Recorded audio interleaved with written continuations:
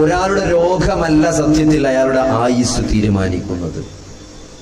അപ്പൊ നിങ്ങൾ രോഗിയാണോ, നിങ്ങൾ ആരോഗ്യവാനാണോ, നിങ്ങൾ സമ്പത്തുള്ള ആളാണോ, സമ്പത്തില്ലാത്ത ആളാണോ, നിങ്ങൾ വിദ്യാഭ്യാസമുള്ള ആളാണോ, അല്ലെങ്കിൽ വിദ്യാഭ്യാസമില്ലാത്ത ആളാണോ, നിങ്ങൾ സമൂഹത്തിലെ ഒരു സോഷ്യൽ സ്റ്റാറ്റസ് ഉള്ള ആളാണോ, സ്റ്റാറ്റസ് ഇല്ലാത്ത ആളാണോ, ഇതൊന്നും മരണത്തിന്റെ മാനദണ്ഡമല്ല. അള്ളാഹു നിങ്ങൾക്ക് നിശ്ചയിച്ച അവധി അത് പൂർത്തിയായി കഴിഞ്ഞാൽ ആ നിമിഷം നമ്മൾ ഈ ഭൂമിയിൽ നിന്ന് വിടവാങ്ങേണ്ടി വരും. അതുകൊണ്ട് സഹോദരങ്ങളെ, വിശുദ്ധ ഖുർആൻ ഇതിനെപ്പറ്റി പറഞ്ഞത് വഅബ്ദു റബ്ബക ഹത്താ യഅതിയൽ യഖീൻ. യഖീനായ കാര്യം, ഉറപ്പായ കാര്യം, ഏറ്റവും ഉറപ്പായ കാര്യം. ഞാൻ നേരത്തെ പറഞ്ഞില്ലേ, നമുക്കെല്ലാവർക്കും നാളെ ചില പ്ലാനുകളുണ്ട്. പക്ഷെ ആ പ്ലാന് നമ്മൾ പൂർണ്ണമായി നാളെ വർക്കൗട്ട് ചെയ്യുമെന്ന് നമുക്ക് ആർക്കും തന്നെ ഒരു ഉറപ്പുമില്ല. എന്നാൽ ഉറപ്പുള്ള 100% ഗ്യാരണ്ടിയുള്ള ഉറപ്പുള്ള ഒരേ ഒരു കാര്യം, നമ്മളെല്ലാവരും മരിക്കുമെന്നുള്ളതാണ്. അതിൽ യാതൊരു സംശയമില്ല. ലോകത്ത് ഇന്നേ വരെ ജനിച്ചു വീണ ഒരു മനുഷ്യനും ഇവിടെ ബാക്കിയായിട്ടില്ല. ഒരു പ്രത്യേക ആയുസ് കഴിഞ്ഞപ്പോൾ അത് കുറച്ച് അങ്ങോട്ടും ഇങ്ങോട്ടൊക്കെ ചെറിയൊരു വേരിയേഷൻസ് ഉണ്ട് എന്നല്ലാതെ ഒരു പ്രത്യേക അവധി എത്തിക്കഴിഞ്ഞാൽ എല്ലാവരും തന്നെ ഇവിടെ നിന്ന് മരിച്ചു പോയിട്ടുണ്ട്. അതുകൊണ്ട് നമ്മളും മരിച്ചു പോകുമെന്നുള്ളത് ഏറ്റവും വലിയ ഉറപ്പുള്ള ഒരു റിയാലിറ്റിയാണ് നമ്മുടെ മരണം എന്നുള്ളത്. നമ്മളെല്ലാവരും വിശ്വാസികളാണ്. തൗഹീദിലും റിസാലത്തിലും ആഖിറത്തിലും വിശ്വസിക്കുന്നവരാണ്. അല്ലാഹു മാത്രമാണ് ആരാധനക്കർഹൻ. നമ്മളെ സൃഷ്ടിച്ച, നമ്മളെ മുൻഗാമികളെ സൃഷ്ടിച്ച, എല്ലാ കഴിവുമുള്ള ഖദീറായ അല്ലാഹു സുബ്ഹാനഹു വ തആലയാണ് യഥാർത്ഥ ആരാധനക്കർഹൻ. അവൻ മാത്രമാണ് എന്ന തൗഹീദ് അടിയുറച്ച് വിശ്വസിക്കുകയും ആ പ്രവാചകന്മാര് വേദഗ്രന്ഥങ്ങളിലൂടെ ആ കാര്യങ്ങൾ ഇവിടെ പറഞ്ഞിട്ടുണ്ട്, മുൻഗാമികളെ പഠിപ്പിച്ചിട്ടുണ്ട്. അതിലവസാനത്തെ നബിയാണ് മുഹമ്മദ് നബി സല്ലല്ലാഹു അലൈഹി വസല്ലമ. ഇനി ഒരു നബിയും വരാനില്ല, ഇനി ലോകാവസാനം മാത്രമാണ് കാത്തിരിക്കുന്നത് എന്ന ഏറ്റവും അടിസ്ഥാനപരമായ വിശ്വാസങ്ങൾ വെച്ചു പുലർത്തുന്നവരാണ് നമ്മൾ.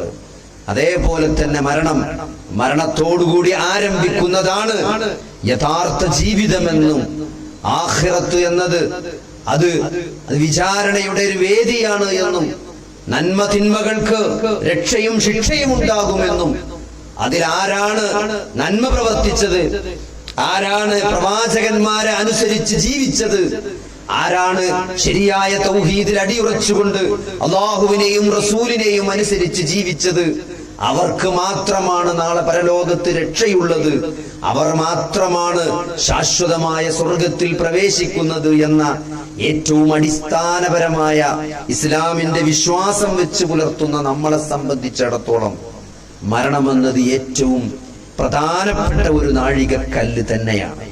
കാരണം മരണത്തോടുകൂടിയാണ് ഈ പരലോകം ആരംഭിക്കുന്നത്. അതുകൊണ്ട് ജീവിതത്തിൽ ഏറ്റവും ഉറപ്പുള്ള ഈ മരണമെന്ന യാഥാർത്ഥ്യത്തിന് അത് നേരിടാൻ നമ്മൾ ഒരുങ്ങിയിട്ടുണ്ടോ എന്നുള്ളതാണ് ഈ സായാഹ്ന ചർച്ചയിൽ അല്ലെങ്കിൽ ഈ സായാഹ്ന ഭാഷണത്തിൽ ഞാൻ നിങ്ങളെ ഉണർത്താൻ ഉദ്ദേശിക്കുന്നത്. സഹോദരങ്ങളെ, ഇന്നലെ എൻ്റെ ഒരു അയൽവാസിയുടെ ഭാര്യ മരിച്ചു. ആ ജനാസയിൽ പങ്കെടുത്ത ഒരാൾ ഇന്ന് രാവിലെ മരണപ്പെട്ടു. അദ്ദേഹത്തിനെ മറവ് ചെയ്തിട്ടാണ് ഇപ്പൊ ഞാൻ അങ്ങോട്ട് വരുന്നത്.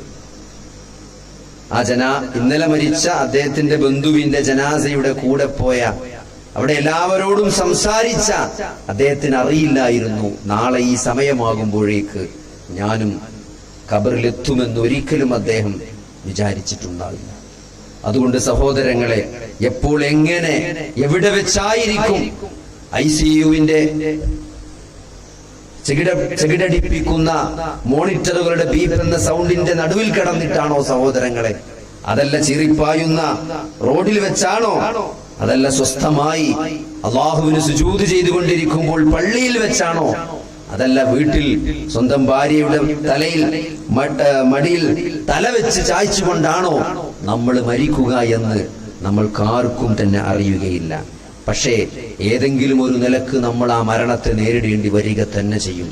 അതുകൊണ്ട് നമ്മളിൽ എത്ര പേർ അതെങ്ങനെയാവണമെന്ന് ആഗ്രഹിച്ചുകൊണ്ട് അതിനുവേണ്ടി പ്രാർത്ഥിക്കുന്നുണ്ട് സഹോദരങ്ങളെ. ഇത് ജീവിതത്തിലെ ഏറ്റവും വലിയൊരു മൈൽ സ്റ്റോൺ ആണ്. അപ്പൊ നമ്മള് ബാക്കി ജീവിതത്തിൽ നമ്മൾ എന്തൊക്കെ, നല്ലൊരു ജോലി കിട്ടി, ഈ ജോലി കിട്ടിയില്ല, നല്ലൊരു വീട് വെക്കാൻ സാധിച്ചു, അല്ലെങ്കിൽ ഇത് വെക്കാൻ സാധിച്ചില്ല, അങ്ങനെ നമ്മൾ ജീവിതത്തിൽ നാഴികക്കല്ലായി കാണുന്ന ഒട്ടേറെ കാര്യങ്ങളുണ്ട്. ഒരു പുരുഷായുസ് മുഴുവൻ നമ്മൾ ജോലി ചെയ്ത് സമ്പാദിച്ച് നമ്മൾ വീട് വെച്ച് മക്കളെ കെട്ടിച്ച് അവരുടെ വിദ്യാഭ്യാസം എല്ലാം നമ്മൾ കഠിനാധ്വാനം ചെയ്ത്, അതൊക്കെ നമ്മുടെ ജീവിതത്തിൽ വലിയ നാഴികക്കല്ലുകളാണ്.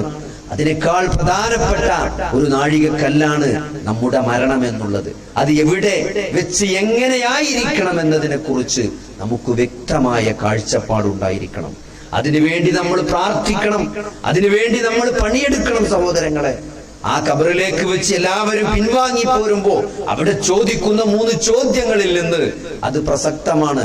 മൻ റബ്ബുക, ആരാണ് നിന്റെ റബ്ബ്? വമാ ദീനുക, നിന്റെ ദീൻ ഏതാണ്? മൻ നബിയുക, നിന്റെ നബി ആരാണ്? ഈ ചോദ്യങ്ങൾക്കെല്ലാം സഹോദരങ്ങളെ നമ്മുടെ ജീവിതം കൊണ്ട് കൃത്യമായ ഉത്തരം പറഞ്ഞവരാണ് നമ്മളെങ്കിൽ അവിടെ നമ്മൾ രക്ഷപ്പെടും. നോക്കി, വിശുദ്ധ ഖുർആന് ചോദിക്കുന്ന ഒരു ചോദ്യമുണ്ട്, എങ്ങോട്ടാ ചങ്ങായിമാരങ്ങൾ പോണത്? എന്നാ അറബി പറഞ്ഞ നമ്മളെ മലപ്പുറം ജില്ലയുടെ ഭാഷയിൽ പറഞ്ഞാല് എങ്ങോട്ടാ ചങ്ങായിമാരങ്ങൾ പോണെന്ന്. നിങ്ങൾ എങ്ങോട്ടാണ് പോയിക്കൊണ്ടിരിക്കുന്നത്? ഈ ആയത്ത് നമ്മളോട് ചോദിക്കുന്ന ഒരു ചോദ്യമുണ്ട്. ഈ ദുനിയാവില് നമ്മളെ പ്ലാനുകളും നമ്മളുടെ ലക്ഷ്യങ്ങളും പ്ലാനുകളും എല്ലാം കാണുമ്പോൾ സഹോദരങ്ങളെ നമ്മൾ മരണത്തെ മറന്നിട്ടുണ്ടോ എന്ന് നമുക്ക് തോന്നിപ്പോകേണ്ടതുണ്ട്. ഏറ്റവും ഉറപ്പുള്ള ഈ ജീവിതത്തിന് ശേഷം അനന്തമായി നോക്കി, ഇവിടെ ഒരാളെ അലട്ടുന്ന ഒരു പ്രശ്നവും പരലോകത്ത് അയാളെ ബാധിക്കാനില്ല. ഇവിടത്തെ സാമ്പത്തിക പ്രയാസങ്ങളോ രോഗത്തിന്റെ ബുദ്ധിമുട്ടുകളോ മാനസിക സംഘർഷങ്ങളോ കുടുംബത്തിലെ പ്രശ്നങ്ങളോ സഹോദരങ്ങളെ ഒന്നും ഒരാളെ പരലോകത്ത് അലട്ടാൻ പോകുന്നില്ല. അവിടെ അങ്ങനെ ഒരു പ്രതിസന്ധിയില്ല, അവിടെ അങ്ങനെ ഒരു പ്രയാസമില്ല. ഏത് ക്യാൻസറിന്റെ മാറാത്ത വേദന അനുഭവിക്കുന്ന ആൾക്കും അയാൾക്കുള്ളൊരു പ്രതീക്ഷ എന്താ അറിയോ?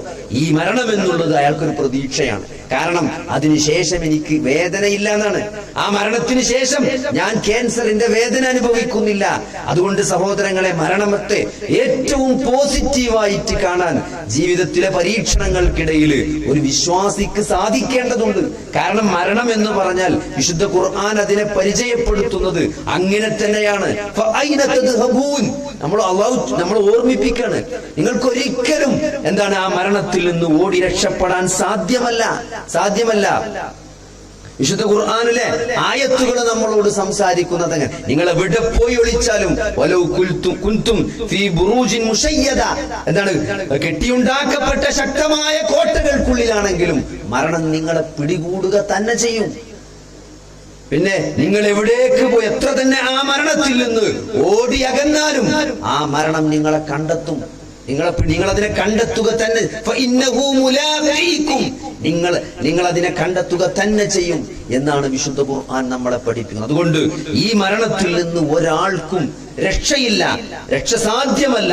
പിന്നെ എന്താണ് സഹോദരങ്ങളെ ഏറ്റവും ബുദ്ധിപരമായ തീരുമാനം എന്താണ്?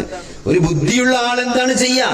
അയാൾ ആ മരണത്തിന് കൃത്യമായി ഓർത്ത്, കാരണം വിശുദ്ധ നബി സല്ലല്ലാഹു അലൈഹി വസല്ലമ നമ്മളെ ഓർമ്മപ്പെടുത്താണ്, അല്ലാഹു സുബ്ഹാനഹു വ തആല ആദ്യം സ്വർഗം സൃഷ്ടിച്ചു എന്നാണ്.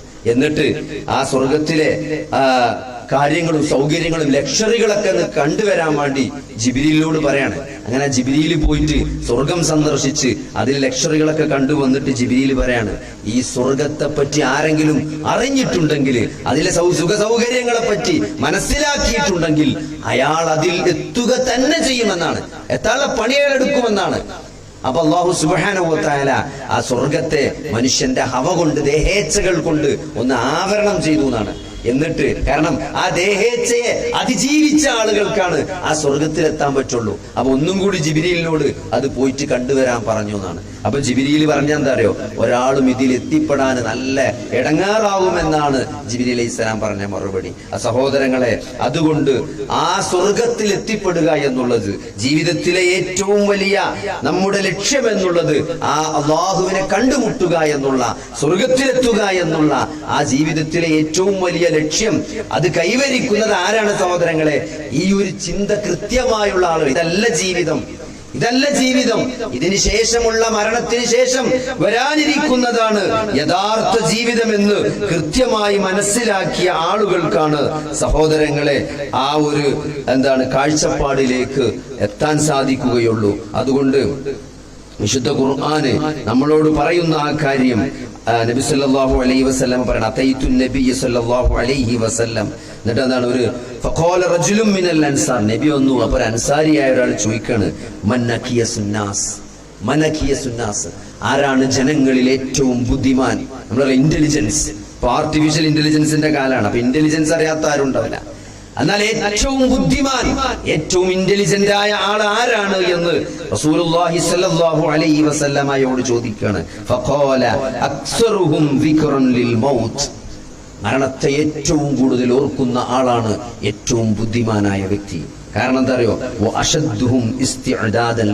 അതിലേറ്റവും ശക്തമായി അതിന് തയ്യാറെടുക്കുന്ന ആളാണ് ജീവിതത്തിലെ ഏറ്റവും വലിയ ബുദ്ധിമാന്, ജനങ്ങളിൽ ഏറ്റവും വലിയ ബുദ്ധിമാന്. മരണത്തെ ഏറ്റവും കൂടുതൽ ഓർക്കുകയും അതിനുവേണ്ടി ഏറ്റവും കൂടുതൽ ശക്തമായി പ്രയാസപ്പെട്ട് മെനക്കെട്ട് തയ്യാറെടുക്കുകയും ചെയ്യുന്ന ആളാണ് ഏറ്റവും വലിയ ബുദ്ധിമാൻ എന്നാണ് റസൂലുള്ളാഹി സ്വല്ലല്ലാഹു അലൈഹി വസല്ലമ അതിന് കൊടുത്ത മറുപടി.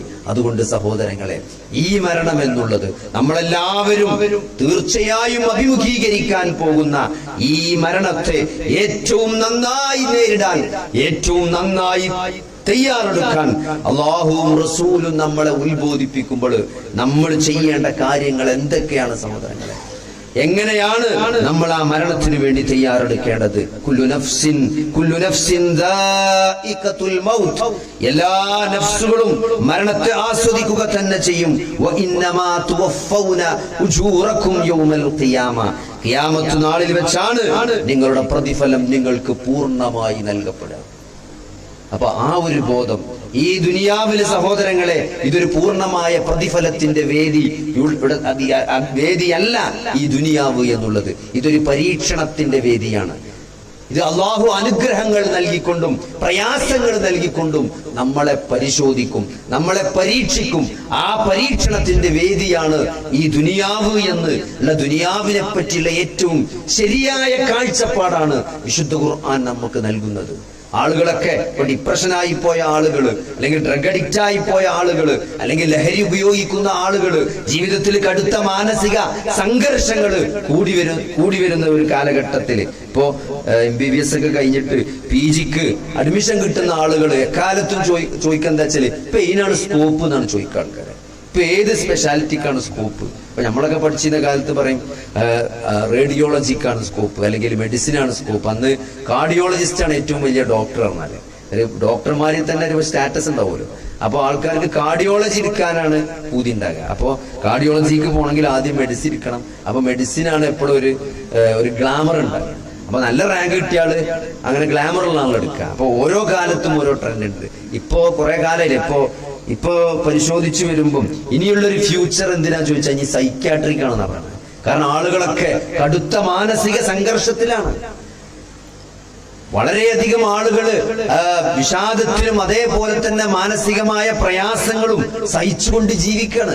കാരണം പ്രതീക്ഷിച്ച പോലെ മക്കള് അവരെ പരിഗണിക്കുന്നില്ല, അല്ലെങ്കിൽ അവർക്ക് വേണ്ട, അവർ ചെറുപ്പത്തിൽ അവരുടെ മക്കൾക്ക് വേണ്ടി നൽകിയ ഒരു കെയർ, അതിന് തുല്യമായ ഒരു കെയർ മക്കളിൽ നിന്ന്, പരിഗണന മക്കളിൽ നിന്ന് തിരിച്ചു കിട്ടുന്നില്ല.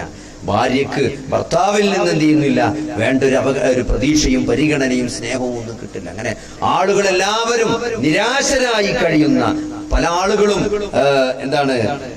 MDM പോലെയുള്ള മാരകമായ ലഹരി മരുന്നുകൾ ഉപയോഗിക്കുകയാണ്. അത് എത്രത്തോളം വ്യാപകമായി ചോദിച്ചാല് നമ്മൾ പ്രതീക്ഷിക്കാത്ത ആളുകൾ വരെ, പ്രതീക്ഷിക്കാത്ത പ്രായത്തിലുള്ള കുട്ടികൾ വരെ അത് ഉപയോഗിക്കാണ്. നമ്മൾ നോക്കി, അത് ഉപയോഗിച്ചുകൊണ്ടിരിക്കുന്ന ആളുകള് അവർക്ക് പ്രശ്നം എന്താ വെച്ചാല് ജീവിതത്തിൽ നമുക്ക് കിട്ടുന്ന കുറെ സന്തോഷങ്ങളുണ്ട്. ഈ സന്തോഷം എന്ന് പറയുമ്പം അത് തലച്ചോറിൽ നിന്ന്, മനുഷ്യന്റെ തലച്ചോറിൽ ചില രാസപ്രവർത്തനങ്ങൾ നടക്കുമ്പോഴാണ് സത്യത്തിൽ മനുഷ്യന് ഒരു സന്തോഷം കിട്ടുക. അത് വ്യത്യസ്തമായ ആളുകൾക്ക് വ്യത്യസ്തമായ സന്തോഷങ്ങളേക്കാരം. ഇപ്പൊ ചില ആൾക്കാർക്ക് നല്ലൊരു മന്തി തിന്നാൽ തന്നെ ഒരു സന്തോഷം ഉണ്ടാവും. അല്ലെങ്കിൽ തിന്നാൻ കിട്ടിയാല് പ്രത്യേകിച്ച് എന്തെങ്കിലുമൊക്കെ മന്തിയൊക്കെ അങ്ങനത്തെ ഒരു ചോറോ അങ്ങനത്തെ ഒരു ഭക്ഷണം കിട്ടിയാൽ, ഒരു ബിരിയാണി അത് കിട്ടിയ ഒരു സന്തോഷമുള്ളവരുണ്ടാവും. എന്നാൽ ജീവിതത്തിൽ വേറെ ചില കാര്യങ്ങളിൽ സന്തോഷം കിട്ടുന്നവരുണ്ടാവും. അപ്പൊ എന്തൊക്കെ ആ മനുഷ്യനെ സംബന്ധിച്ചിടത്തോളം അവൻ എന്ത് സന്തോഷമുള്ളത് ലഭിച്ചാലും അവന്റെ തലയിൽ നടക്കുന്ന ചില രാസപ്രവർത്തനങ്ങൾ കൊണ്ടാണ്. ഡോപ്പമൈൻ എന്നുള്ള ഒരു റിസപ്റ്റർ ഉണ്ട്, ഒരു ട്രാൻസ്മിറ്റർ, ന്യൂറോ ട്രാൻസ്മിറ്റർ തലച്ചോറിൽ ഉള്ളത് കൊണ്ടാണ് ഒരാൾക്ക് ചെറിയൊരു സന്തോഷം വരുന്നത്. അപ്പൊ ഈ ഡോപ്പമിന്റെ അളവ് കൂടുമ്പം സന്തോഷം കൂടും. അപ്പൊ അള്ളാഹു ഈ പ്രകൃതിയിൽ വെച്ച ചില ഡോപ്പമിൻ ഡോപ്പമിന്റെ ചില ഡോസുകളുണ്ട്. അത് കുറച്ചുണ്ടാവുള്ളൂ. ഒരു സന്തോഷമുള്ള എന്തെങ്കിലും ചെയ്യുമ്പോൾ സന്തോഷം കിട്ടുമ്പോൾ കുറച്ച് ഡോപ്പമിൻ ഒന്നായിട്ട് വരും. എന്നാൽ MDM അടിക്കുമ്പോൾ എന്താണ് സംഭവിക്കുന്നത് സഹോദരങ്ങളെ? ഡോപ്പമിന്റെ അളവ് വളരെ കൂടുതലായിട്ടാണ് വരുന്നത്. വളരെ അസാധാരണമായ അളവിലാണ് ഡോപ്പമിന്റെ ഒരു പ്രവാഹം ഉണ്ടാണ്. അതുകൊണ്ട് അതിഭയങ്കരമായ സന്തോഷമാണ് ഉണ്ടാകുന്നത്. പക്ഷെ എന്താണ് അതിൽ സംഭവിക്കുന്നത്? അതിഭയങ്കരമായ സന്തോഷം അത് കുറച്ചു നേരത്തേക്ക് ഉണ്ടാവുള്ളൂ. അത് കഴിഞ്ഞാല് പിന്നെ പറ്റി ഒരു ഡോപ്പമിന്റെ വരൾച്ച ഉണ്ടാകുക. പിന്നെ സന്തോഷം തീരെ ഉണ്ടാവില്ല. കാരണം സന്തോഷം വരേണ്ട സാധനങ്ങളൊക്കെ ഒന്നായിട്ട് വന്ന് കുത്തിയൊലിച്ച് പോയി. പിന്നെ എന്താണ് സംഭവിക്കുന്നത്? പിന്നെ ഒരു നിരാശയിലേക്ക് പോവുകയാണ്. നിങ്ങൾ ആലോചിച്ച് ഇവിടെ ഡ്രഗ് ഉപയോഗിക്കുന്ന MDM ഉപയോഗിക്കുന്ന ആളുകൾ ആശുപത്രിയിലും സൈക്യാട്രിസ്റ്റിന്റെ അടുത്തേക്ക് എത്തുന്നത് എങ്ങനെയാണ്? അവര് ഡ്രഗ് യൂസ് ചെയ്തിട്ടല്ല, അവർക്ക് വിഷാദം വന്നിട്ടാണ്. ഇപ്പൊ ഒരാൾ കഴിഞ്ഞ ദിവസം 5ാമത്തെ നിലയിൽ പോയി കയറി ബിൽഡിങ്ങിന്റെ ഏറ്റവും മുകളിൽ കയറി അവന് ചാടാൻ നോക്കണം. അപ്പൊ എന്താണ്? MDM-ന് അഡിക്റ്റ് ആണ്. അപ്പൊ നിങ്ങൾ ആലോചിക്കുക, അങ്ങനെ സന്തോഷം കിട്ടുന്ന ഒരാള്, സന്തോഷം കിട്ടുന്ന ഒരു ലഹരിയാണെങ്കിൽ ആരെങ്കിലും സഹോദരങ്ങളെ 5ാമത്തെ നിലയിൽ നിന്ന് ചാടാൻ നോക്കും രാത്രി 12 മണിക്ക്. എന്നിട്ട് നാട്ടുകാരും ഫയർ സർവീസൊക്കെ വന്ന് താഴത്ത് നിൽക്കുകയാണ് അയാളെ പിടിച്ചാൻ വേണ്ടിയിട്ട്.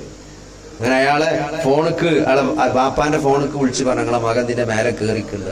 അപ്പൊ എന്താ പറഞ്ഞാലോ, ഓൻ ചാടി ചത്തോട്ടെ, നീ ഫോണിക്ക് വിളിച്ചണ്ടെന്നാ പറഞ്ഞേ.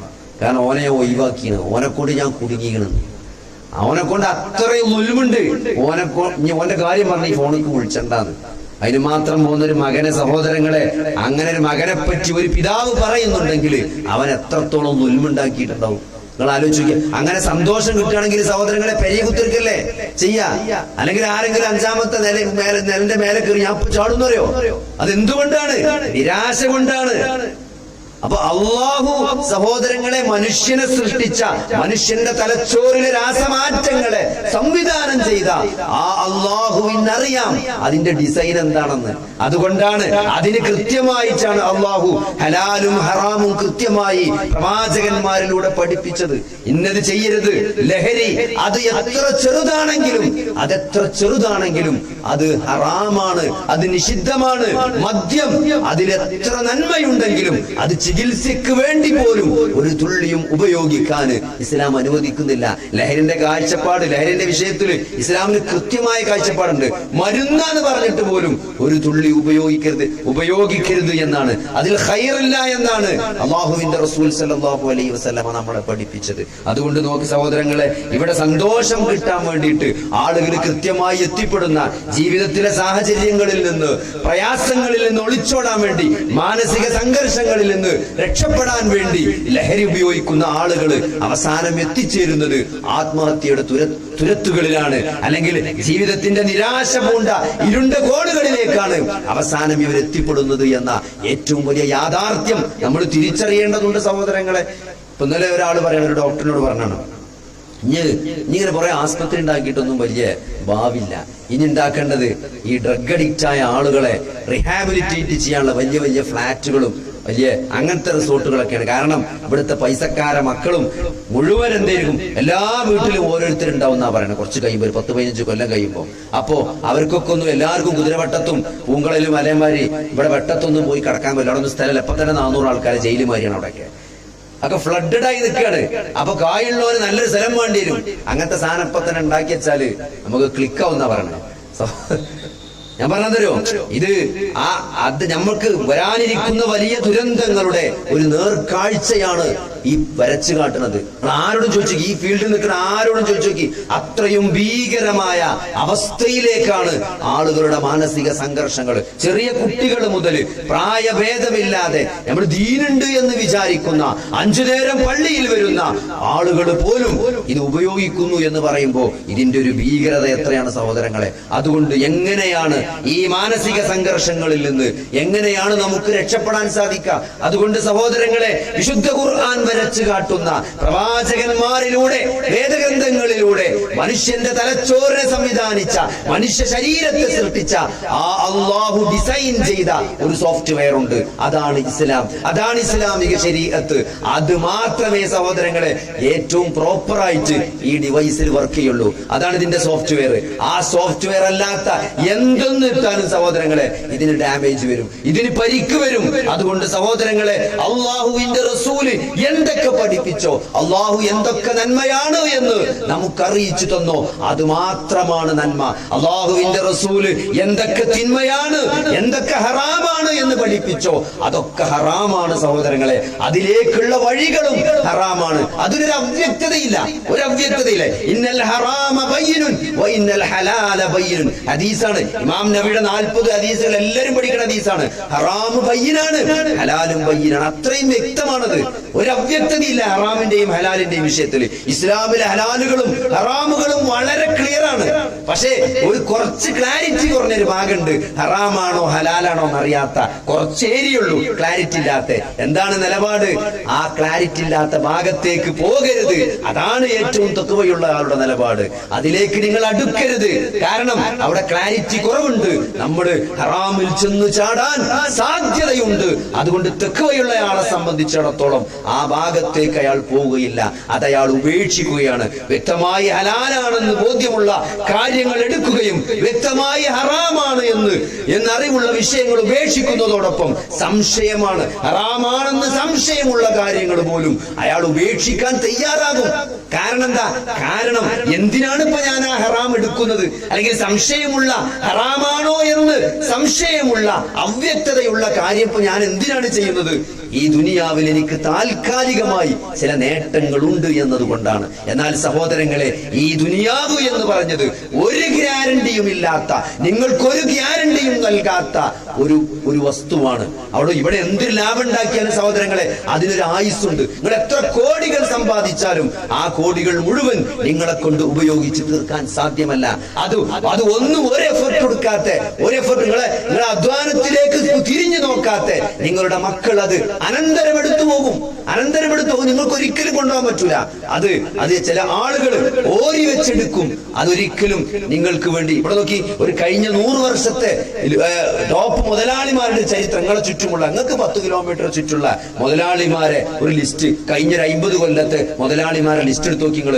അന്ന് മുതലാളിയായിരുന്ന ആരെങ്കിലും ഇന്ന് മുതലാളിയാണ്, ഇന്ന് പൈസക്കാരനാണോ നിങ്ങൾ നോക്കി സഹോദരങ്ങളെ. ഇന്ത്യന്റെ ചരിത്രം എടുത്ത് നോക്കി, അല്ലെങ്കിൽ ഈ വേൾഡ് ടോപ്പ് 10 ആൾ 100 കോടീശ്വരന്മാരെ കൊല്ലം ലിസ്റ്റ് ഇറക്കും. നിങ്ങളൊരു 10 അല്ലെങ്കിൽ 20 കൊല്ലത്തെ ലിസ്റ്റ് എടുത്ത് നോക്കി. അതിൽ ആരൊക്കെ എങ്ങോട്ടൊക്കെ മാറിയുണ്ട്, ആരൊക്കെ പുതുതായി വന്നു, ആരൊക്കെ താഴോട്ട് പോയി എന്ന് സഹോദരങ്ങളെ. ഇതൊക്കെ വെറും താൽക്കാലികമായി ചില സമ്പത്ത്, അള്ളാഹുവിന്റെ സമ്പത്ത് ചില ആളുകളുടെ കയ്യിൽ കൊടുത്ത് അവരെങ്ങനെയാണ് ആ സമ്പത്ത് കൈകാര്യം ചെയ്യുന്നത് എന്ന് പരിശോധിക്കാൻ വേണ്ടിയുള്ള ഒരു പരീക്ഷണമാണ് എന്ന ഏറ്റവും ശരിയായ ഒരു കാഴ്ചപ്പാട് സമ്പത്തിനെ കുറിച്ച് നമുക്കുണ്ടായാൽ, ഇത്തരത്തിലുള്ള ഹറാമിനെ കുറിച്ച്, നമ്മൾ ഹറാമിനെ പറ്റി ഹറാമാണോ എന്ന് സംശയമുള്ള വിഷയങ്ങളിൽ നമുക്ക് കാഴ്ചപ്പാടുണ്ടാവും. കാരണം നമ്മൾ അവിടെ നഷ്ടപ്പെടുത്തുന്നത് കാലാകാലമുള്ള നമ്മുടെ സ്വർഗമാണ്. അതുകൊണ്ട് സഹോദരങ്ങളെ, സംശയമുള്ള ഹറാമാണോ എന്ന് സംശയമുള്ള ഒരു കാര്യം, അല്ലെങ്കിൽ ഹറാമാണ് എന്ന് ഉറപ്പുള്ള ഒരു കാര്യം, അത് സ്വീകരിച്ചുകൊണ്ട് പ്രവർത്തിച്ചുകൊണ്ട് നമ്മൾ നഷ്ടപ്പെടുത്തുന്നത് നമ്മുടെ കാലാകാലത്തേക്കുള്ള നമ്മുടെ സുഖത്തെയാണ്, നമ്മുടെ സ്വർഗത്തെയാണ്, അള്ളാഹുവിന്റെ തൃപ്തിയെയാണ് നമ്മൾ അവിടെ ചലഞ്ച് ചെയ്യുന്നത്. അതുകൊണ്ട് സഹോദരങ്ങളെ, ആ ഒരു ശരിയായ കാഴ്ചപ്പാട്, മരണത്തിന് ശേഷം വരാനിരിക്കുന്നതാണ് ഏറ്റവും ശരിയായ ജീവിതം എന്നത്, അവിടെ കിട്ടുന്ന സന്തോഷമാണ് നിലനിൽക്കുന്ന സന്തോഷം എന്നുള്ളത്. ആ ഒരു ശരിയായ കാഴ്ചപ്പാട്, ഈ ജീവിതം വെറും താൽക്കാലികമാണ്, ഇതൊരു പരീക്ഷണം മാത്രമാണ്, എന്റെ റബ്ബ് എന്നെ ടെസ്റ്റ് ചെയ്യുകയാണ് എന്ന കൃത്യമായ ഒരു ബോധം എല്ലാവർക്കും ഉണ്ടായാൽ, അത് കൃത്യമായി നമുക്ക് ഉണ്ടാക്കിയെടുക്കാൻ സാധിച്ചാൽ സഹോദരങ്ങളെ, ഈ പ്രശ്നങ്ങളെല്ലാം നമുക്ക് പരിഹരിക്കാൻ സാധിക്കും. ഇവിടൊക്കെ ആളുകൾ നിരാശയിലേക്ക് പോകുന്നത് എന്തുകൊണ്ടാണ്? ഇവിടെ പ്രതീക്ഷിച്ച പോലെ ആയില്ല, അല്ലെങ്കിൽ ഇവിടെ പ്രതീക്ഷിച്ച പോലെ നടക്കുന്നില്ല എന്നതുകൊണ്ട് നിരാശയിലേക്ക് പോകുന്നു, അല്ലെങ്കിൽ ലഹരി ഉപയോഗിക്കുന്നു, അല്ലെങ്കിൽ മറ്റു തരത്തിലുള്ള സന്തോഷം, താൽക്കാലികമായി സന്തോഷം കിട്ടുന്ന കാര്യങ്ങളിൽ ആനന്ദം കണ്ടെത്തുന്നത് എന്തുകൊണ്ടാണ്? അവർ ആനന്ദം തിരയുന്നത്, അവർ സന്തോഷം തിരയുന്നത് ഈ ദുനിയാവിന്റെ വിഷയത്തിലാണ്. ഈ താൽക്കാലികമായ, എപ്പോൾ വേണമെങ്കിലും അവസാനിച്ചു പോകാവുന്ന ഈ ദുനിയാവിന്റെ കാര്യത്തിലാണ്. നിങ്ങൾ നോക്കിയാൽ മതി, ദുനിയാവിലെ സന്തോഷം എന്ന് പറയുന്നത് അതിന് കുറെ ഷർത്തുകളുണ്ട്, അതിന് കുറെ പ്രീ റിക്വസിറ്റുകളുണ്ട്.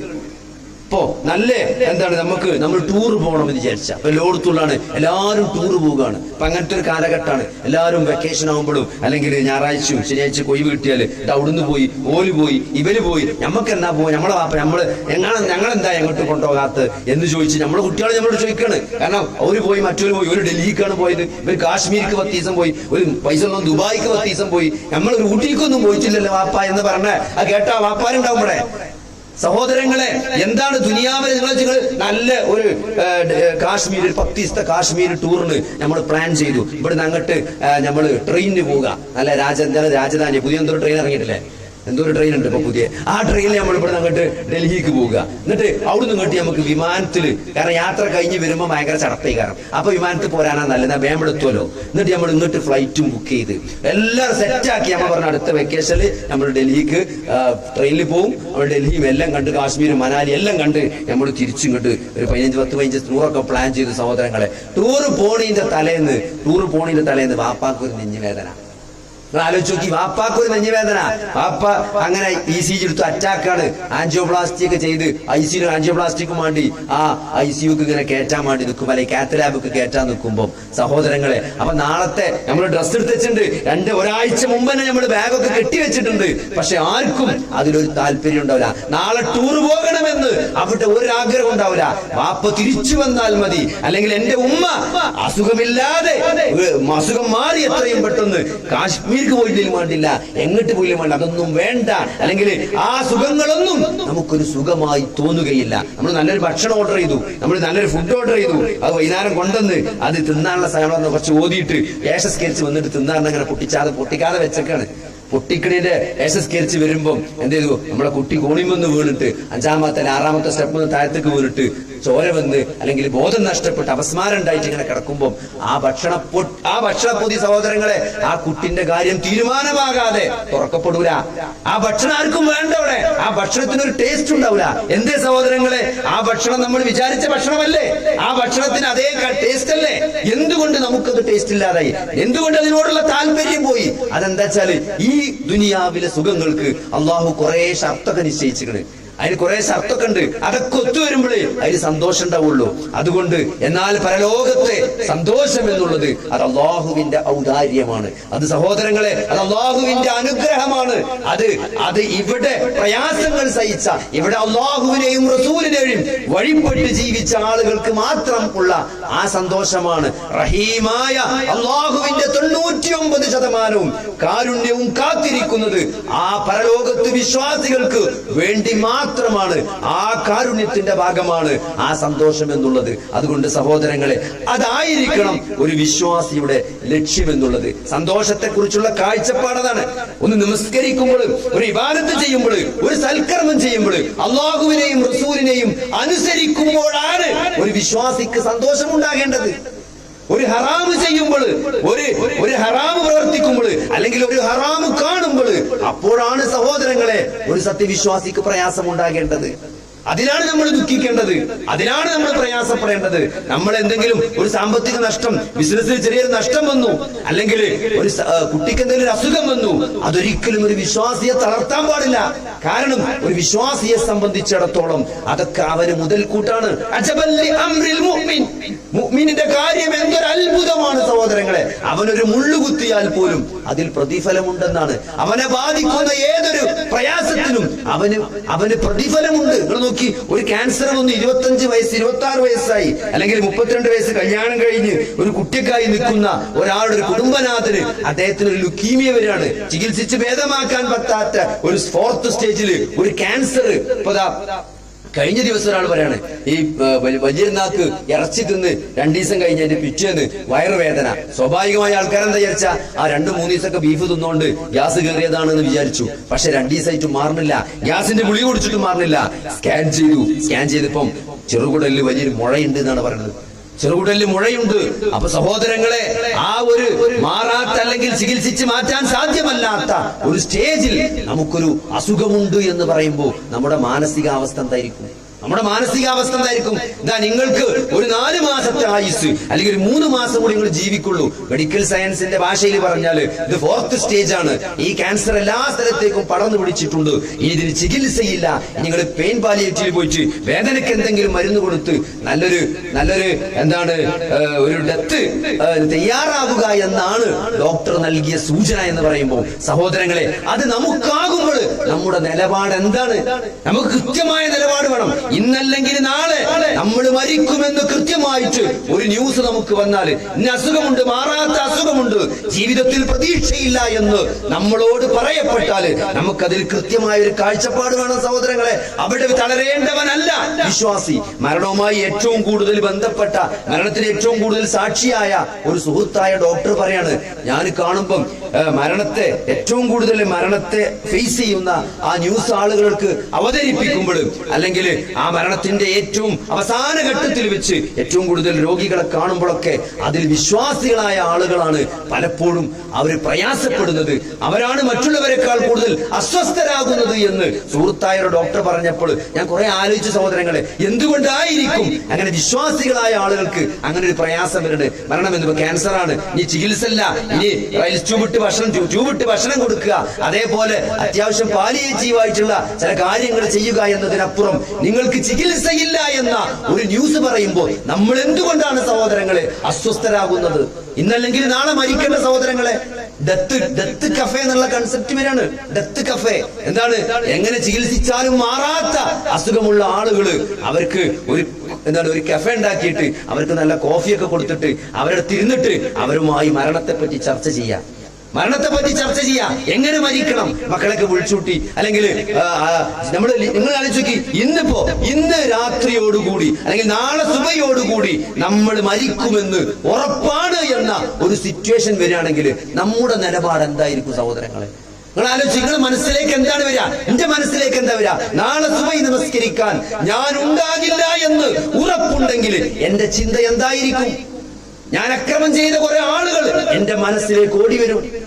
ഞാൻ ആരെങ്കിലും മാനസികമായും ശാരീരികമായും ഉപദ്രവിച്ചിട്ടുണ്ടെങ്കിൽ അവരുടെ പേരും അവരുടെ മുഖമൊക്കെ എന്റെ മനസ്സിലേക്ക് മിന്നിമറയും.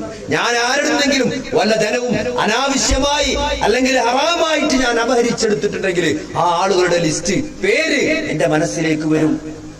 നമ്മൾ പ്രവർത്തിച്ച ഹറാമുകള്, ഞാനെടുത്ത ലോണുകള്, ഞാനെടുത്ത പലിശ ഇടപാടുകള് അതെന്നെ വേട്ടയാടും. ഞാൻ എന്തെങ്കിലും ബാധ്യതകളിൽ വീഴ്ച വരുത്തിയിട്ടുണ്ടെങ്കിൽ, എന്റെ കൂടെ ജീവിച്ച എനക്ക് കിട്ടാതെ പോയ സ്നേഹം, ഞാൻ കൊടുക്കാത്തൊരു സ്നേഹം ഉണ്ടായിട്ടുണ്ടെങ്കിൽ, അതിന്റെ പേരിൽ അവൾ വിഷമിച്ചിട്ടുണ്ടെങ്കിൽ, അതേപോലെ സഹോദരങ്ങളെ എന്റെ മക്കൾ എന്നിൽ നിന്ന് വാത്സല്യം പ്രതീക്ഷിച്ചിട്ട് അത് കിട്ടാതെ നിരാശരായിട്ടുണ്ടെങ്കിൽ, അതെന്റെ മനസ്സിലുണ്ടെങ്കിൽ അതെന്റെ മനസ്സിലേക്ക് വരും. ഒരാൾക്കും തന്നെ ചെയ്യാൻ സാധിക്കാത്ത വലിയ വലിയ കാര്യങ്ങളെ കുറിച്ച് ഒരാളും മരണസമയത്ത് പ്രയാസപ്പെടാറില്ല. എന്റെ സാമ്പത്തിക ശേഷി കൊണ്ട് എനിക്ക് നിർമ്മിക്കാൻ സാധിക്കാത്ത ഒരു വീടിനെ പറ്റി ഞാൻ മരണത്തിന്റെ സമയത്ത് സങ്കടപ്പെടാറില്ല. ആരും സങ്കടപ്പെടില്ല. കാരണം അതെന്റെ സാമ്പത്തിക ശേഷിക്ക് സാധിക്കാത്തൊരു കാര്യമാണ്. അതുകൊണ്ട് വലിയൊരു വീടുണ്ടാക്കിയില്ലല്ലോ, എന്റെ മക്കൾക്ക് ഞാൻ വലിയൊരു വീടുണ്ടാക്കി കൊടുത്തില്ലല്ലോ എന്നതിനെ കുറിച്ച് ഒരാളും വേവലാതിപ്പെടൂല. പക്ഷേ എനിക്ക് ചെയ്യാൻ കഴിയുമായിരുന്ന, എന്റെ ആരോഗ്യം കൊണ്ടും എന്റെ സാമ്പത്തിക ശേഷി കൊണ്ടുമെല്ലാം എനിക്ക് ചെയ്യാൻ കഴിയുമായിരുന്ന ഒരുപാട് ചെറിയ ചെറിയ കാര്യങ്ങൾ ഞാൻ ചെയ്തില്ലല്ലോ എന്നതായിരിക്കും നമ്മളെ ഏറ്റവും കൂടുതൽ വേട്ടയാടുക. മരണത്തെപ്പറ്റി മരണാസന്നനായ ആളുകൾ അനുഭവിക്കുന്ന മാനസിക സംഘർഷങ്ങളെ കുറിച്ച് പഠനം നടത്തിയിട്ട് ഏറ്റവും സംതൃപ്തമായ മരണം ആർക്കാണ്? ഭൗതികമായി ഫിസിക്കലായിട്ട് നമുക്ക് കാണുമ്പോൾ ഏറ്റവും സംതൃപ്തമായ മരണം ആർക്കാണെന്ന് അറിയോ? ചെയ്യാൻ കഴിയുന്ന ചെറിയ ചെറിയ കാര്യങ്ങൾ അടുത്തുള്ള ജീവിതത്തിൽ ഒപ്പം നിൽക്കുന്ന ആളുകൾക്ക് പരമാവധി ചെയ്തു കൊടുത്ത ആളുകൾക്കാണ് ഏറ്റവും കൂടുതൽ സന്തോഷം ഉണ്ടാകുക. അതല്ലാതെ ചെയ്യാൻ സാധിക്കാത്ത നമുക്ക് നമ്മുടെ സാമ്പത്തിക ശേഷി കൊണ്ടും നമ്മുടെ ആരോഗ്യം കൊണ്ടും ചെയ്യാൻ സാധിക്കാത്ത വലിയ വലിയ കാര്യങ്ങൾ ചെയ്യാത്തതിനെ പറ്റി ഒരാളും ഖേദിക്കൂല. ചെയ്യാൻ കഴിയുമായിരുന്ന നമ്മുടെ സാമ്പത്തിക ശേഷി കൊണ്ടും നമ്മുടെ ആരോഗ്യം കൊണ്ടുമെല്ലാം നമ്മുടെ അറിവ് കൊണ്ടുമെല്ലാം നമുക്ക് ചെയ്യാൻ കഴിയുമായിരുന്ന ചെയ്യാതെ പോയ ചെറിയ ചെറിയ കാര്യങ്ങളെ പറ്റിയുള്ള ഖേദമായിരിക്കും മരണസന്ദർഭത്തിൽ നമ്മളെ ഏറ്റവും കൂടുതൽ വേട്ടയാടുക എന്നാണ്. അപ്പൊ അതുകൊണ്ട് സഹോദരങ്ങളെ, ഈ മരണത്തിന് നമ്മൾ നന്നായി തയ്യാറെടുക്കേണ്ടതുണ്ട്. ഈ മരണം എന്നൊരു യാഥാർത്ഥ്യമാണ്. ഇപ്പൊ പറയല്ലേ, നാളെ മരിക്കുമെന്നുണ്ടെങ്കിൽ നമ്മുടെ മനസ്സിലേക്ക് വരുന്ന കാര്യങ്ങൾ അത് നമ്മൾ ലിസ്റ്റ് ഉണ്ടാക്കണം. നമ്മൾ ആരോടെങ്കിലും അക്രമം ചെയ്തിട്ടുണ്ടെങ്കിൽ, നമ്മൾ ആരെങ്കിലും പണം സാമ്പത്തികമായി അക്രമം നടത്തി തട്ടിയെടുത്തിട്ടുണ്ടെങ്കിൽ സഹോദരങ്ങളെ, അതിപ്പോ പൊരുത്തപ്പെടിക്കണം. നമ്മൾ ഹറാമ് പ്രവർത്തിക്കുന്നെങ്കിൽ, അള്ളാന്റെ മാർഗത്തിൽ നമ്മൾ അക്രമം ചെയ്തിട്ടുണ്ടെങ്കിൽ അത് തൗബ ചെയ്യണം, ഇസ്തിഗ്ഫാർ വർദ്ധിപ്പിക്കണം, നിലപാട് നന്നാക്കി തീർക്കണം. സഹോദരങ്ങളെ, അള്ളാഹുവിന്റെ കാരുണ്യത്തെ പറ്റി നിങ്ങൾ ഒരിക്കലും നിരാശരാകേണ്ട കാര്യമല്ല. അത്രയും വലുതാണ് അള്ളാഹുവിന്റെ കാരുണ്യം എന്നുള്ളത്. അതുകൊണ്ട് സഹോദരങ്ങളെ, ആ മരണത്തിനു വേണ്ടി നമ്മൾ നന്നായിട്ട് തയ്യാറാകണം. അബൂ ഹുറൈറ റളിയല്ലാഹു അൻഹു പറയാണ്, നബി സല്ലല്ലാഹു അലൈഹി വസല്ലമ നടന്നുപോയി അലാ ഖബറിൻ, ഒരു ഖബറിന്റെ അരികിലൂടെ, ദുഫിന ഹദീസൻ, വളരെ റീസെന്റ് ആയിട്ട് മറവ് ചെയ്യപ്പെട്ട. ഇപ്പൊ ഖബർസ്ഥാനിലൂടെ പോണ ആൾക്കാർക്ക് അറിയാം, ഇന്നലെ മിഞ്ഞാന്നോ അല്ലെങ്കിൽ കഴിഞ്ഞ ആഴ്ച മറവ് ചെയ്ത ഒരു ഖബർ കണ്ടാൽ മനസ്സിലാവും. അവിടെ കുറച്ച് ചോപ്പും കുറച്ച് ഒരു വെള്ളത്തിന്റെ പൂലും ഒരു ചെറിയ അടയാളങ്ങളൊക്കെ ഉണ്ടാവും പുതിയ മറവ് ചെയ്ത ഖബറിന്. അങ്ങനെ അടയാളങ്ങളുള്ള വളരെ റീസെന്റ് ആയിട്ട് മറവ് ചെയ്യപ്പെട്ട ഒരു ഖബറിനരികിലൂടെ അല്ലാഹുവിന്റെ റസൂൽ സല്ലല്ലാഹു അലൈഹി വസല്ലമ കടന്നുപോയി എന്നാണ്. എന്നിട്ടോ ഫഖാല, എന്നിട്ട് അല്ലാഹുവിന്റെ റസൂൽ പറയാണ്, റക്അതാനി റക്അതാനി ഖഫീഫതാനി, ഏറ്റവും ലഘുവായ 2 റക്അത്ത്. ഖഫീഫനല്ല, ഏറ്റവും ലഘുവായ ഖഫീഫായ 2 റക്അത്ത് നമസ്കാരം. എന്താണ് അത്? മിമ്മാ തഹ്കിറൂന, നിങ്ങൾ നിസ്സാരമായി കാണുന്ന, നമ്മൾ വളരെ നിസ്സാരമായി കാണുന്ന 12:45 ളുഹർ ജമാഅത്താണ് എന്ന് ആ ബോർഡും അങ്ങനെ മിന്നി മിന്നി മറയുണ്ട്. 12:43 നമ്മൾ പള്ളിയിൽ കയറുകയാണ്, ഇനി 1 മിനിറ്റ് ഉള്ളൂ അല്ലെങ്കിൽ 1.5 മിനിറ്റ് ബാക്കിയുള്ളൂ നിസ്കാരത്തിന്. എന്നാലും ഒരു 2 റക്അത്ത് നമസ്കരിക്കാൻ നമുക്കറിയാം. ഫാത്തിഹ മാത്രം ഓതി ഒരു 2 റക്അത്ത് സുന്നത്ത് നമ്മൾ നമസ്കരിക്കും. ആ ഒരു സുന്നത്ത് നമസ്കാരം നിങ്ങൾ നവാഫിലായിട്ട് കാണുന്ന, നിങ്ങൾ നിസാരമായി കാണുന്ന, ലഘുവായി കാണുന്ന 2 റക്അത്ത് സുന്നത്ത് നമസ്കാരം. യസീദുഹുമാ ഹാദാ ഫീ അമലിഹി, ആ 2 റക്അത്ത്. അസ്സലാമു അലൈക്കും വറഹ്മത്തുള്ളാഹി. ബിസ്മില്ലാഹി വൽഹംദുലില്ലാഹി വസ്സലാത്തു വസ്സലാമു അലാ റസൂലില്ലാഹി വഅലാ ആലിഹി വസഹ്ബിഹി അജ്മഈൻ. നബി സല്ലല്ലാഹു അലൈഹി വസല്ലമ പറയാണ്,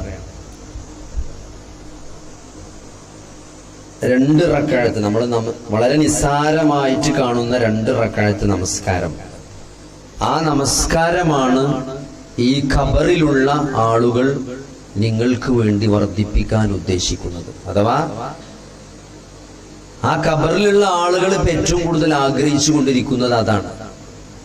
പക്ഷെ ആ ഖബറിലുള്ള ആളെ സംബന്ധിച്ചിടത്തോളം ആ 2 റക്അത്ത് ഇനി അവർക്ക് നമസ്കരിക്കാൻ സാധ്യമല്ല. അപ്പൊ നമുക്ക് വേണ്ടി നമ്മൾ നിസ്കരിക്കണം എന്നാണ് അവർ ആഗ്രഹിക്കുന്നത്. അതിന്റെ വില അവർ മനസ്സിലാക്കി കഴിഞ്ഞു. ഖബറിലെത്തിയ ആളുകള് ആ 2 റക്അത്ത് നമസ്കാരത്തിന്റെ വില തിരിച്ചറിഞ്ഞു കഴിഞ്ഞു. കാരണം ജീവിതത്തിൽ ഏറ്റവും കൂടുതൽ നമ്മൾ ഷോർട്സും, യൂട്യൂബിലെ ഷോർട്സും ഫേസ്ബുക്കിലെ റീൽസും എല്ലാം കണ്ട് എത്രയോ സമയം അനാവശ്യമായി ചെലവഴിച്ച് ആ സമയത്തെക്കാളൊക്കെ ആ സമയത്തേക്കാൾ അവർ ഏറ്റവും അതിന്റെ വില തിരിച്ചറിഞ്ഞു. ഒരു 2 റക്അത്ത്, ഏറ്റവും നിസ്സാരമായ 2 റക്അത്ത് സുന്നത്ത് നമസ്കാരമാണ് ജീവിതത്തിൽ ഏറ്റവും വിലമതിക്കാനാവാത്തത് എന്ന് ആ ഖബറാളി തിരിച്ചറിഞ്ഞിരിക്കുകയാണ്. പക്ഷേ അയാൾക്ക് അതുകൊണ്ട് ഒരു ഉപകാരമില്ല. പക്ഷെ അല്ലാഹുവിന്റെ റസൂൽ നമുക്ക് പറഞ്ഞു തരാണ്, ജീവിച്ചിരിക്കുന്ന നമുക്ക്, ആ ഖബറിനരികിലൂടെ നടന്നു പോകുന്ന ആളുകളോട് അല്ലാഹുവിന്റെ റസൂൽ പറയണം, അതിന്റെ വില, ആ സമയത്തിന്റെ വില, 2 റക്അത്ത് സുന്നത്ത് നമസ്കാരത്തിന്റെ വില എത്രയാണ് സഹോദരങ്ങളെ. അപ്പൊ അത് ഇതെല്ലാവരും, നമ്മളെല്ലാവരും മരണത്തിന് മുമ്പ് എല്ലാവരും ഇതിന്റെ വില തിരിച്ച്, ജീവിതത്തെ പറ്റി, നമ്മൾ നഷ്ടപ്പെടുത്തിയ സമയത്തെ പറ്റി ഖേദിക്കുന്ന ഒരു സ്റ്റേജിലൂടെ നമ്മളൊക്കെ കടന്നു പോകും. ആ മരണം എന്ന യാഥാർത്ഥ്യം നമ്മുടെ മുമ്പിൽ വരുന്നൊരു സന്ദർഭമുണ്ട്. അത് ഞാൻ പറഞ്ഞില്ലേ, അത് പല രൂപത്തിലായിരിക്കും. ഒരു വയറുവേദന വന്ന് മാറാതെ ഒരു സ്കാൻ ചെയ്യുമ്പോൾ അതിന്റെ റിപ്പോർട്ടില് ക്യാൻസർ അതിന്റെ 4ാമത്തെ സ്റ്റേജിൽ പടർന്നു പിടിച്ചിരിക്കുകയാണ്. ഇനി നിങ്ങൾക്ക് ഒരു പ്രതീക്ഷയും നൽകാൻ ആധുനിക വൈദ്യശാസ്ത്രത്തിന് സാധ്യമല്ല എന്ന് പറഞ്ഞ് നമ്മൾ മരണത്തെ സ്വീകരിക്കാൻ തയ്യാറാകുന്ന ഒരു സന്ദർഭം. അപ്പോഴാണ് നമ്മുടെ ജീവിതത്തിന്റെ വില മനസ്സിലാക്കുക. മരണം ഉറപ്പായി കഴിഞ്ഞ സഹോദരങ്ങളെ, ആ സ്റ്റേജിൽ എല്ലാവരും കടന്നു പോകും. കാരണം അപ്പോ നമ്മൾ അന്വേഷിക്കൂല, പിന്നെ നാളെ നമ്മുടെ കടയുടെ ഇന്നത്തെ ലാഭം എത്രയാണ്, ഇന്നത്തെ വരവെത്രണ്ട്, ഇന്നലെ കൊടുക്കാനുള്ളത് കൊടുത്തോ, അല്ലെങ്കിൽ അത്തരത്തിലുള്ള അവിടെ ഉണ്ടായിരുന്ന ആ സ്ഥലം അത് രജിസ്റ്റർ ചെയ്തോ എന്നൊന്നും, അതിന്റെ കാര്യങ്ങളൊന്നും പിന്നെ അന്വേഷിക്കാൻ ഒരു താല്പര്യം ഉണ്ടാവില്ല. പിന്നെ നമ്മുടെ ഖബറിലേക്കുള്ള ചിന്തയെ പറ്റിയായിരിക്കും, നമ്മുടെ ആ യാത്രക്കുള്ള ഒരുക്കത്തെ പറ്റിയായിരിക്കും സഹോദരങ്ങളെ. അത് നമ്മൾ തിരിച്ചറിയും. പിന്നെ സുന്നത്ത് നിസ്കരിച്ചാൽ തീരൂല, ഖുർആൻ ഓതിയാല് ഖുർആൻ കയ്യിന്ന് വെക്കൂല, സുജൂദിൽ വീണാല് അതിന് പൊന്തൂല. കാരണം അയാൾ തിരിച്ചറിഞ്ഞു, വളരെ പരിമിതമായ നിമിഷങ്ങൾ മാത്രമാണ് ഇനി ബാക്കിയുള്ളത് എന്ന് തിരിച്ചറിയുമ്പോൾ നമ്മുടെ കാഴ്ചപ്പാട് മാറും. നമ്മൾ സ്വതക്ക കൊടുക്കാൻ തയ്യാറാവും. നമ്മൾ ഇതേവരെ ലഭിച്ചിട്ടില്ലാത്ത ഒരു പുതിയ കാഴ്ചപ്പാടിലേക്ക് ജനങ്ങൾ മാറും. കാരണം അയാൾ അത് തിരിച്ചറിഞ്ഞു. ജീവിതം അവസാനിക്കാൻ പോകുക എന്നുള്ള ഏറ്റവും വലിയൊരു യാഥാർത്ഥ്യത്തെ അയാൾ തിരിച്ചറിയാൻ പോവുകയാണ്. അതുകൊണ്ട് സഹോദരങ്ങളെ, ഈ ഒരു സ്റ്റേജിലേക്ക് നമ്മളെല്ലാവരും എത്തുന്നതിന് മുമ്പ് തന്നെ, അത് ചിലപ്പം തീരെ സമയം കിട്ടിയില്ലാതെ വരും, ഇങ്ങനത്തെ ഒരു അസുഖമാണ് എന്നൊക്കെ അറിഞ്ഞ് തയ്യാറെടുക്കാൻ ഒരു അവസരം കിട്ടാതെ പെട്ടെന്ന് മരിച്ചു പോകേണ്ടി വരുന്ന ആളുകളുണ്ട്. അതുകൊണ്ട് സഹോദരങ്ങളെ, ഇതിന് നമ്മൾ ഈ ഒരു ചോദ്യം നമ്മളോട് നിരന്തരമായി ചോദിച്ചുകൊണ്ടേയിരിക്കണം. നമ്മൾ ആ മരണത്തിന് വേണ്ടി തയ്യാറെടുക്കുന്നുണ്ടോ? ഒരു ദിവസം നമ്മൾ കിടക്കാൻ പോകുമ്പോൾ ബിസ്മിക അല്ലാഹുമ്മ അമൂതു വഅഹ്യ എന്ന് അല്ലാഹുവിന്റെ നാമത്തിൽ ഞാനിതാ എന്താണ് മരിക്കണം. മരണത്തിന് ഉറക്കമെന്നതൊരു മരണമാണ് സഹോദരങ്ങളെ. നാളെ എണീക്കുമെന്ന് നമുക്ക് യാതൊരു ഉറപ്പുമില്ല. അങ്ങനെ പോകുമ്പോൾ നമ്മളെ ഇടപാടുകളൊക്കെ ഇന്നാക്ക് കൊടുക്കേണ്ടത്, ഇന്ന ബിസിനസിന്റെ വിഷയത്തിൽ ഇന്ന കാര്യങ്ങളുണ്ട് എന്നൊക്കെ വസിയത്ത് എഴുതി വെച്ചുകൊണ്ട് നമ്മൾ മരിച്ചാൽ ഒരു കൺഫ്യൂഷൻ ഇല്ലാത്ത വിഷയത്തിൽ ബാധ്യതകളും നമ്മുടെ ഇടപാടുകളെ പറ്റി ഒരു കൺഫ്യൂഷൻ, അത്രയും ക്ലാരിറ്റിയാണ്. എന്ത് മരിച്ചാലും അത് വളരെ ഇടപാടുകളൊക്കെ കൃത്യമായിട്ട് ആ ചുവന്ന ഡയറിയിൽ എല്ലാം എഴുതി വെച്ചിട്ടുണ്ട്. അതിന്റെ ആദ്യത്തെ പേജിൽ, അതിന്റെ നടുവില്, അതിന്റെ പേജിൽ ഇന്ന കാര്യങ്ങളൊക്കെ കൃത്യമായി എഴുതി വെച്ചുകൊണ്ട് എപ്പോൾ മരണം വന്നാലും സന്തോഷത്തോടുകൂടി സ്വീകരിക്കാൻ തയ്യാറുള്ള ഒരു മാനസികാവസ്ഥയിൽ നമുക്ക് ജീവിക്കാൻ സാധിക്കേണ്ടതുണ്ട്. കാരണം വിശ്വാസികൾ എന്ന നിലക്ക് നമ്മൾ അതിന് പ്രിപ്പയർഡ് ആകണം. കാരണം വിശുദ്ധ ഖുർആൻ അതിന്റെ 1/3 നമ്മളോട് സംസാരിച്ചത് മരണാനന്തര ജീവിതത്തെ കുറിച്ചാണ്. നിങ്ങൾ ഖുർആന്റെ ഏതൊരു പേജ് എടുത്ത് നോക്കി, മരണാനന്തര ജീവിതത്തെ കുറിച്ച് പറയാത്ത ഒരായത്ത് ഒരു പേജ് എടുത്താൽ കാണുക. അതിലുണ്ടാവും മരണവും അതുമായി മരണാനന്തര ജീവിതത്തിലേക്കും സൂചന നൽകാത്ത ഒരായത്ത് പോലും നിങ്ങൾക്ക് എന്താണ് ഒരു പേജ് മറിച്ചാൽ കാണാതിരിക്കാൻ കഴിയില്ല. അത്രയും വ്യക്തമായിട്ട് വിശുദ്ധ ഖുർആൻ സൂചന നൽകുന്ന വിഷയമാണ് മരണാനന്തര ജീവിതം എന്നത്. അതുകൊണ്ട് ഇതൊരു യാഥാർത്ഥ്യമാണ്. എത്ര കൃത്യമായിട്ട് അല്ലാഹു പറഞ്ഞു നോക്കി, മരണവെപ്രാളം അതിന്റെ യാഥാർത്ഥ്യവും കൊണ്ടുവരുമെന്നാണ്. അതൊരു യാഥാർത്ഥ്യമാണ്. ആ യാഥാർത്ഥ്യത്തെ ഓരോ ഘട്ടങ്ങളിലാണ് ഓരോരുത്തർ മനസ്സിലാക്കുക സഹോദരങ്ങളെ. അത് മനസ്സിലാക്കാൻ വൈകിപ്പോയാൽ സഹോദരങ്ങളെ വലിയ നഷ്ടമാണ് നമുക്ക് വന്നു ചേരുക. നിങ്ങൾ എന്തൊന്നിൽ നിന്ന് ഒഴിഞ്ഞു മാറിക്കൊണ്ടിരിക്കുന്നു. മരണത്തെ പറ്റി ചർച്ച ചെയ്യാൻ നമുക്ക് താല്പര്യമില്ല. അത് നമ്മൾ ഒഴിഞ്ഞുകൊണ്ടിരിക്കണേ. ഏറ്റവും വലിയ യാഥാർത്ഥ്യതാണ് നാളെ സംഭവിക്കുമെന്ന് എല്ലാവർക്കും 100% ഉറപ്പിച്ചു പറയാൻ പറ്റുന്ന ഏക കാര്യമായ ഈ മരണത്തെ പറ്റി നമ്മൾ ചിന്തിക്കാൻ ഇഷ്ടപ്പെടുന്നില്ല. നമ്മൾ അതിനെപ്പറ്റി ചർച്ച ചെയ്യാൻ ആഗ്രഹിക്കുന്നില്ല.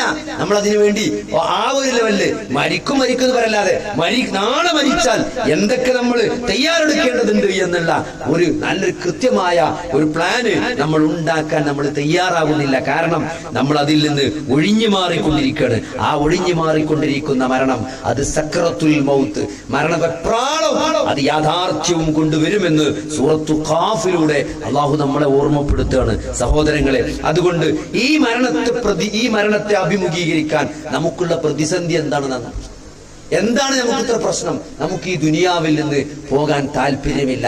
ഈ ദുനിയാവില് നമ്മൾ വലിയൊരു ലക്ഷ്യമായി വലിയ പ്ലാനുകൾ മുന്നിൽ കണ്ടുകൊണ്ട് വലിയ അജണ്ടകളുമായി നമ്മൾ അള്ളാഹുവിന്റെയും റസൂലിന്റെയും കൽപ്പനകൾ വേണ്ട രൂപത്തിൽ നമ്മുടെ ദുനിയാവിന്റെ കാഴ്ചപ്പാടുകൾക്ക് എതിരെ നിൽക്കുന്ന അള്ളാഹുവിന്റെയും റസൂലിന്റെയും നിയമങ്ങളൊക്കെ നമ്മൾ കണ്ടില്ല എന്ന് നടിച്ചുകൊണ്ട് അതൊക്കെ കോംപ്രമൈസ് ചെയ്തുകൊണ്ട് നിങ്ങൾ ഇസ്ലാമിലേക്ക് നിങ്ങൾ മതത്തിലേക്ക് പൂർണ്ണമായി പ്രവേശിക്കുക എന്ന അള്ളാഹുവിന്റെ കൽപ്പനയെ നമ്മൾ അവഗണിച്ചുകൊണ്ട് അതൊക്കെ ഒന്ന് സൈഡിക്ക് വെച്ചുകൊണ്ട് നമ്മൾ ഈ ദുനിയാവിന്റെ അജണ്ടകളുമായി ദീനിന്റെ കാര്യത്തിൽ കോംപ്രമൈസ് ചെയ്തുകൊണ്ട് നമ്മൾ മുന്നോട്ട് പോവുകയാണ് സഹോദരങ്ങളെ. അതുകൊണ്ട് ദുനിയാവ് തന്നെയാണ് ഈ ചിന്തക്കുള്ള തടസ്സം. ദുനിയാവ് തന്നെയാണ് നമ്മളതിന് തയ്യാറെടുക്കാൻ തടസ്സമായി നിൽക്കുന്നത്. ഈ ദുനിയാവിനോടുള്ള ഈ ഐഹിക ലോക ജീവിതത്തോടുള്ള അതിന്റെ കാര്യങ്ങളോടുള്ള നമ്മുടെ നിലപാട് തന്നെയാണ് സഹോദരങ്ങളെ. അവിടെ ആളുകൾ നിരാശ വരുന്നത്, അവിടെ പലതിലും തട്ടി തകർന്നു വീഴുമ്പോൾ അവർ അള്ളാഹുവിൽ നിന്ന് അകന്നു പോവുകയാണ്. നോക്കി, ഈ ജീവിതം എന്നത് ഒരു പരീക്ഷണമാണ്. ഇവിടെ റബ്ബുമായിട്ടുള്ള ബന്ധം എങ്ങനെയാണ് ഒരാൾ നല്ല രൂപത്തിൽ ഏത് അനുഗ്രഹങ്ങൾക്കും പ്രതിസന്ധികൾക്കും ഇടയിൽ ജീവിതത്തിന്റെ സാഹചര്യങ്ങൾ എങ്ങനെയുമാകട്ടെ, അത് വളരെ എളുപ്പമാകട്ടെ, വളരെ സുഖസൗകര്യമുള്ളതാകട്ടെ, അത് പ്രതിസന്ധി നിറഞ്ഞതാകട്ടെ, എങ്ങനെയാണെങ്കിലും ഞാൻ എന്റെ റബ്ബുമായി നല്ലൊരു ബന്ധത്തിലൂടെ മുന്നോട്ട് പോകും എന്ന് ഒരാൾക്ക് ആ ബന്ധം മുന്നോട്ട് കൊണ്ടുപോകാൻ കഴിയുന്നുണ്ടെങ്കിൽ അയാളാണ് ഈ പ്രതിസന്ധികളിലൊക്കെ വിജയിച്ചയാള്.